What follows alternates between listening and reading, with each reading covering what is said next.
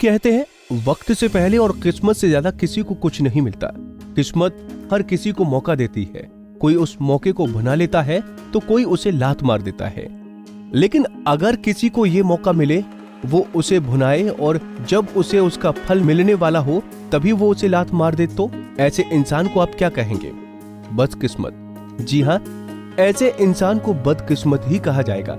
और आज हम आपको ऐसे ही एक शख्स के बारे में बताने जा रहे हैं जिसे दुनिया का सबसे बदकिस्मत यानी अनलकी मैन कहा जाता है, क्योंकि जल्दबाजी कहें या रिस्क का डर, लेकिन उसने अपनी उस एक चीज को महज 52,000 में बेच दिया, जिसकी कीमत चंद सालों में ही बढ़कर कई लाख करोड़ हो गई।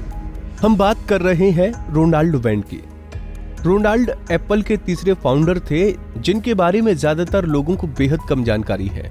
1 अप्रैल 1976 को एप्पल की शुरुआत हुई थी। इसे शुरू करने वाले थे स्टीव जॉब्स, स्टीव वॉजनिएक और रोनाल्ड वैन।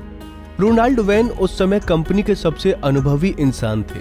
42 साल के रोनाल्ड ने ही एप्पल का पहला लोगो डिजाइन किया था और कंपनी का पार्टनरशिप एग्रीमेंट भी बनाया था। ऐसे में एक तरह से देखा जाए तो कंपनी की बुनियाद रोनाल्ड के बलबूते पर खड़ी हुई थी। लेकिन फिर कुछ ऐसा हो गया कि उन्होंने महज $800 में अपने शेयर बेचकर कंपनी छोड़ दी। रोनाल्ड के मुताबिक कंपनी छोड़ने का फैसला उनका अपना था।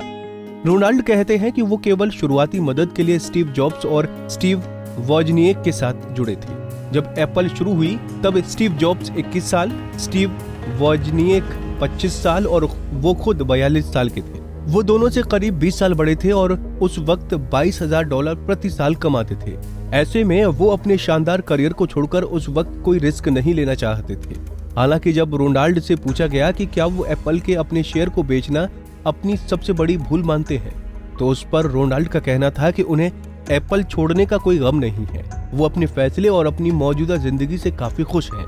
रोनाल्ड वैन ने कंपनी बनाने के कुछ हफ्तों के अंदर एप्पल के अपने 10% शेयर्स महज $800 में बेच दिए थे, जिसके बाद एप्पल के एसेट्स के बदले रोनाल्ड को $1,500 और दिए गए।